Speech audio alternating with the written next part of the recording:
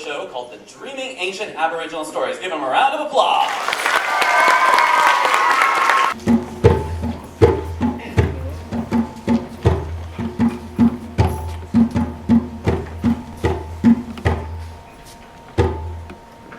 Australia is a land of brittle nature, unique creatures, and magnificent wonders. The indigenous people of Australia are the Aboriginal peoples, a term to describe multiple distinct tribes across the continent. With a history tracing back over 50,000 years, the Aboriginal people of Australia are thought to have one of the world's oldest continuous cultures. A major uniting piece of this culture is called Dreamtime, or the Dreaming, a cultural worldview which supports and spreads Aboriginal ways of thinking, storytelling, lawmaking, reverence, and celebration. Through ceremonial art practices like dot painting, dancing, and storytelling, the dreaming allows the Aboriginal people to pass down their songs and stories from one generation to the next. Often referred in the Western culture as Dreamtime, the term the dreaming may be more appropriate as none of the hundreds of Aboriginal languages contain a word for time. The dreaming is not just a time past. In fact, it is not a time at all. For the Aboriginal people, the dreaming is both a long way away and also there with them. The term can be translated in many ways, including to see and understand the law. In the spirit of passing on stories, our presentation today is based on ancient Aboriginal dreaming stories sourced from online galleries and museum collectives dedicated to preserving this culture that has until recently only been passed through from oral storytelling. In their words, the land owns us, we don't own the land. The land owns us, we don't own the land. We are part of the land. From when we are children, we learn songs and stories about the land.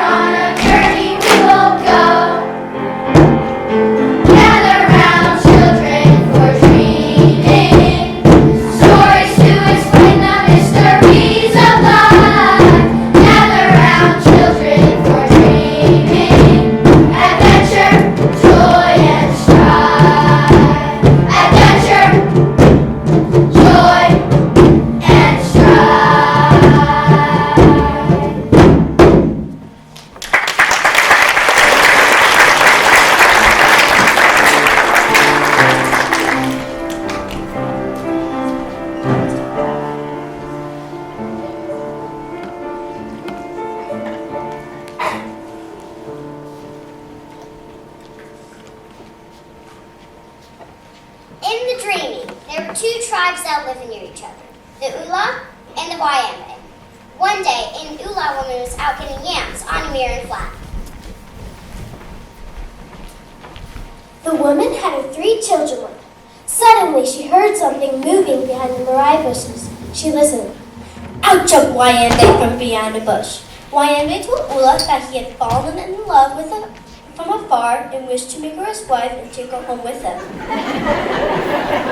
Ula already had a family, but But resistance was useless, for she had only her yam stick, while Wayembe the warrior had his spears and bundi. Wayembe took the woman and her children to his camp, telling them that he would take care of them now. When his tribe saw him bring home the woman of an Ula tribe, they asked him if her tribe had allowed them to do this. He said, "No, I have taken her."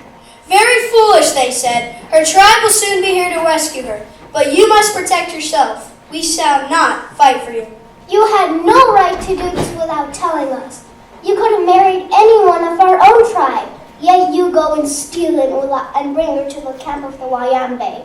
On your own head be the consequences.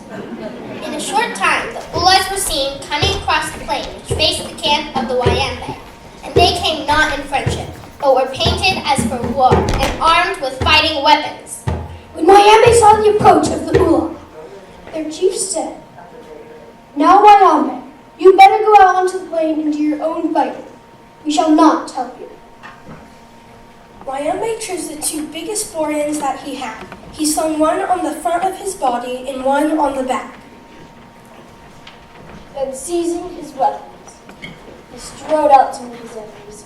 He took a deep breath and called out, "Come on!"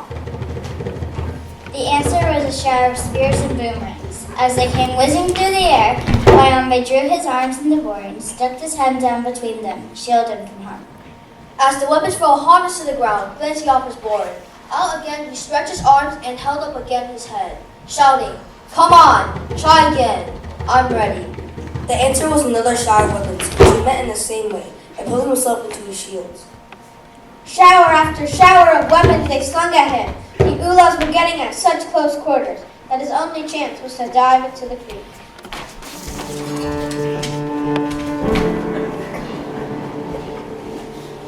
The Ula waited, spears poised in hand, ready to aim directly at his head when it appeared above water. But they waited in vain.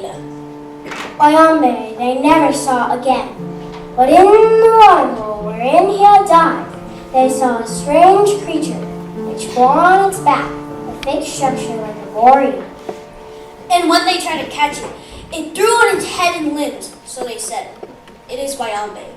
And this was the beginning of Wayambe, or the turtle, in the creeks of our land.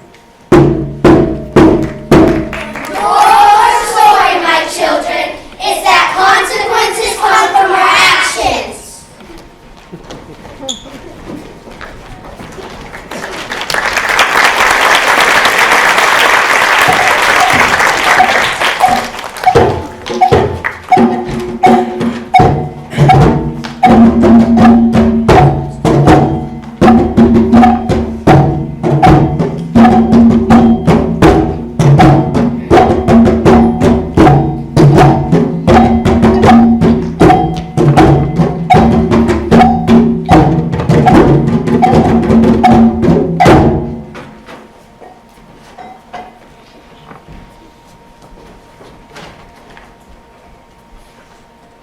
In the dreaming, the tribe was happy. The season had been good for them with plenty of fresh food. Everyone was happy except little Manawi. Manawi was different. From when she was a little girl, Manawi liked to cause trouble amongst the other little girls. Manawi's face was so hard and scaly looking, and most revealed her hatred. The tribe elders knew Manawi liked to start trouble, which led to fights.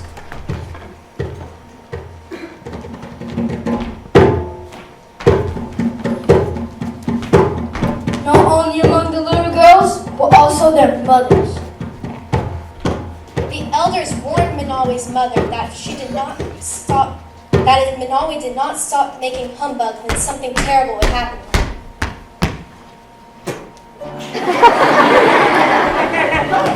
Years passed and Manawi grew into a young woman.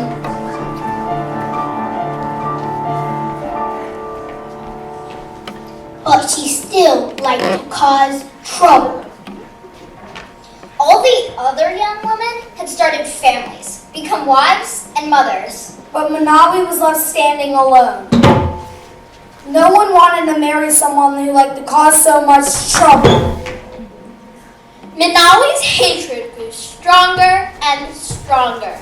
She caused more and more trouble in the camp.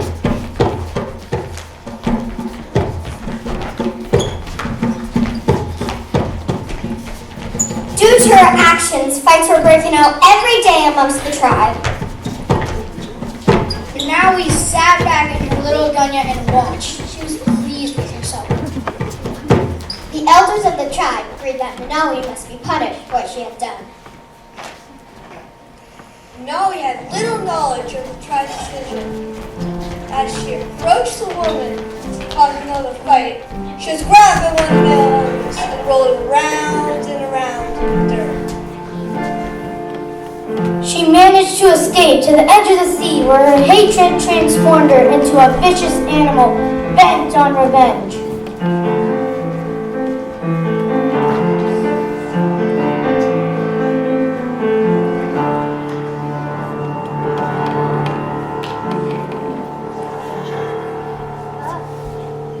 Minawi became the first large crocodile and slid into the muddy waters awaiting her prey. The tribe's people thought no more of Minawi and carried out their daily events.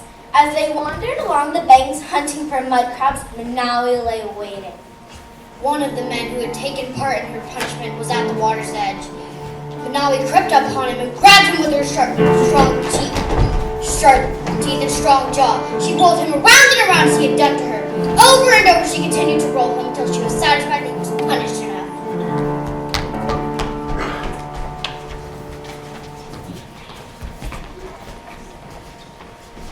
To this day, Minawi's spirit remains in the crocodile, and that is why every time a crocodile catches its prey, it rolls it around and around in the water.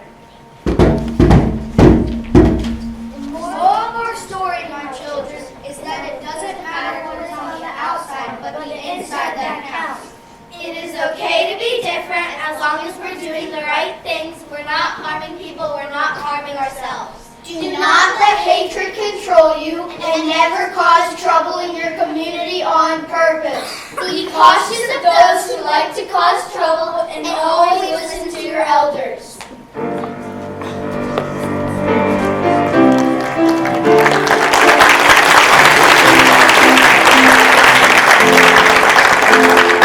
What is a meaning? What did we hear? Please listen and I'll share. Hate has no place deep in our hearts. For others we must care. Gather round, children, for dreaming. Stories to explain the mysteries of life. Gather round, children, for dreaming. Adventure, joy, and strife.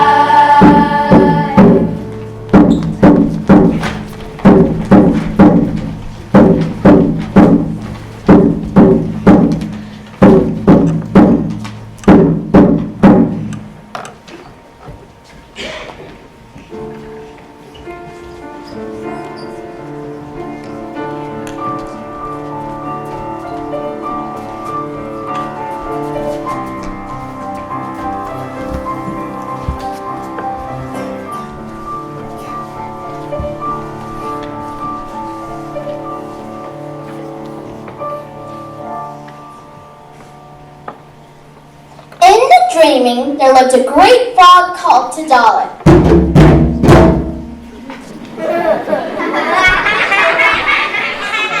Tidalik was the largest frog in the world. One very warm morning, Tidalik woke up feeling very, very thirsty. He began to drink all the fresh water from the billabong, the watering hole. He drank and he drank, kept drinking, until all the water in the billabong was empty, plus all the rivers and lakes in the area.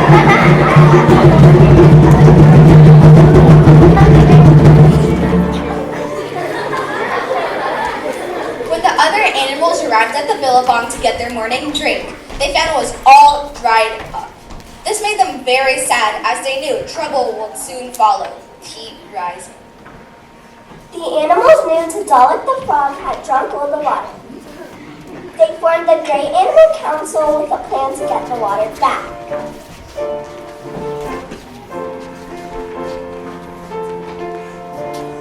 After thinking for a while, Wise Old Owl suggested that if Tadalek was made to laugh, all the water would be gushing out of his mouth and back into the billabong. All the animals agreed.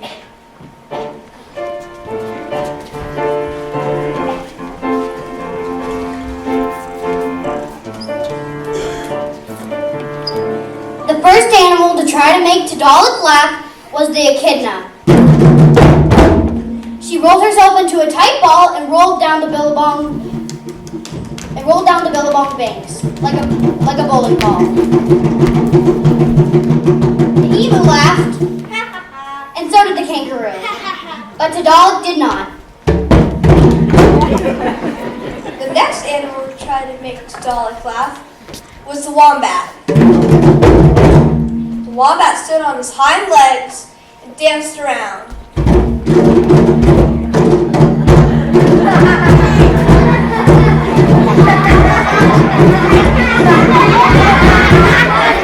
Until he fell over in the dirt.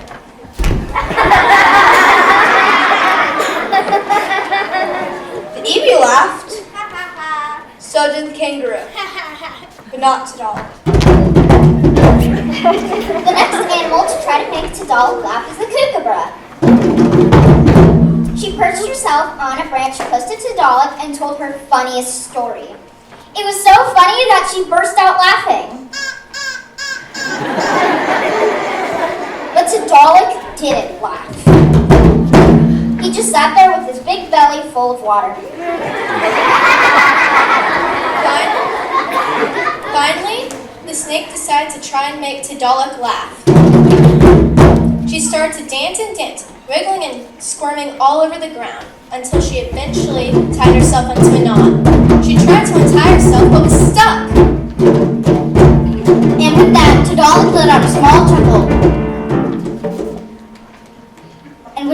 Tadalek let out a small chuckle. And then a rumbling in his tummy. And then a great big belly laugh! With that, the water came gushing back out into the billabong.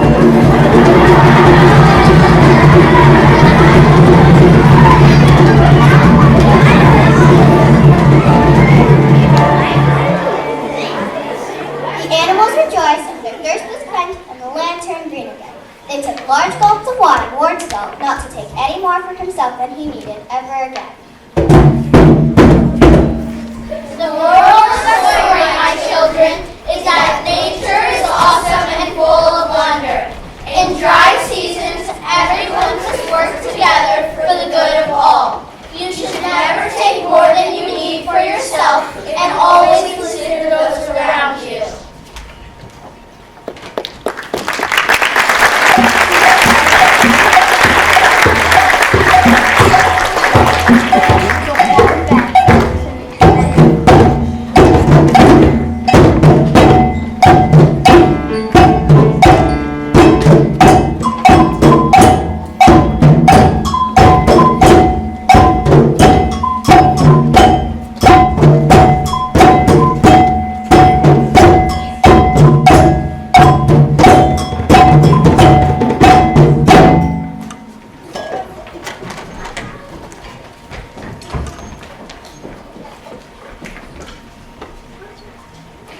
In the dreaming, there were no animals, only people, and the land was flat and dry. Then one day, the rainbow serpent awoke and went out in search of a tribe to keep him company. As he slid across the land, his great weight and twisting liquids created mountains, valleys, and riverbeds.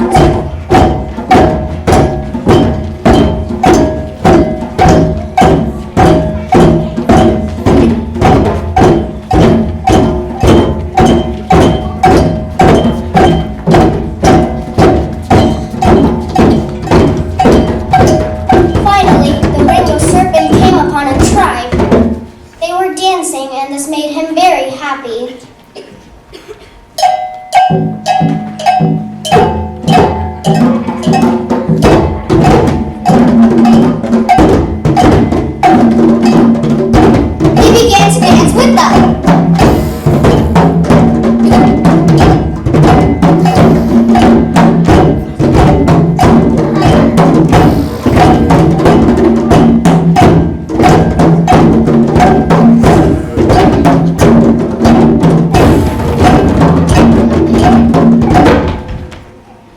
He soon grew tired and went into a gunyah to sleep.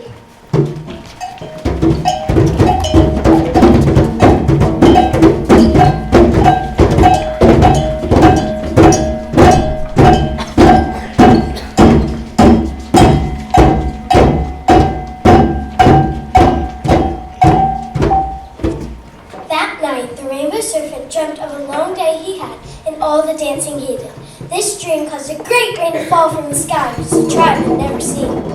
4 brothers from the tribe, the Bilbo brothers, who had no gunyah to sleep in, were in search of a warm, dry spot to rest. When the rainbow serpent awoke, he invited them to sleep in his giant mouth.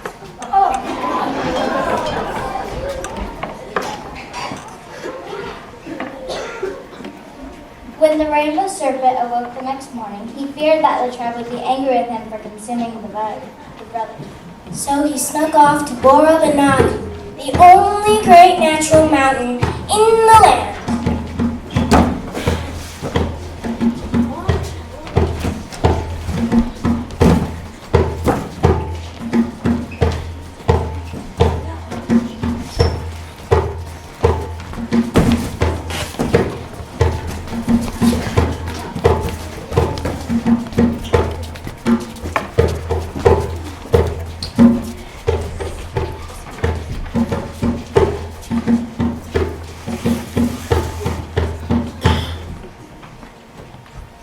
When the tribe awoke, they realized what had happened. They were angry at the rainbow serpent and followed his tracks to the great mountain.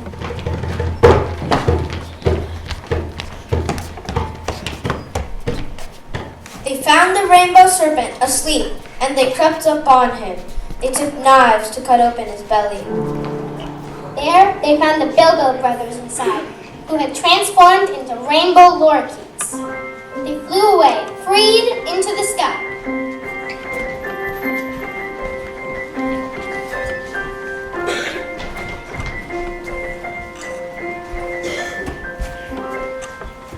The rainbow serpent awoke and was angry to find his belly cut open. He began to shake and battle the mountain apart with his anger.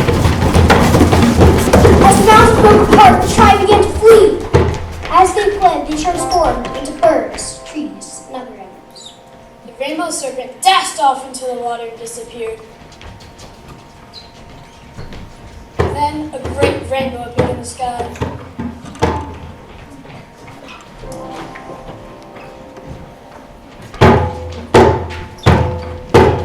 The moral of our story, my children, is that nature is great, but also powerful. We must treat the land with respect.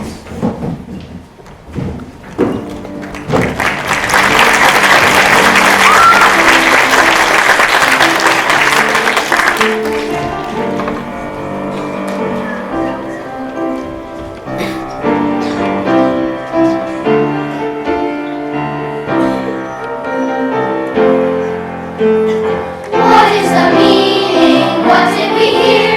Please listen and I'll share. Nature is awesome and powerful. Use love, compassion, and care. Gather round, children, for dreaming. Stories to explain the mysteries of life. Gather round, children, for dreaming. Adventure, joy, and strife. Adventure, joy, and strife.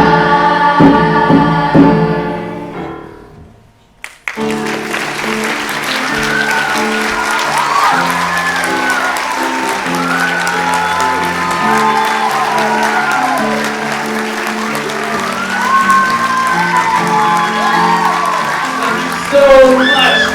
Excellent job. Wonderful job. Give it up for fourth grade.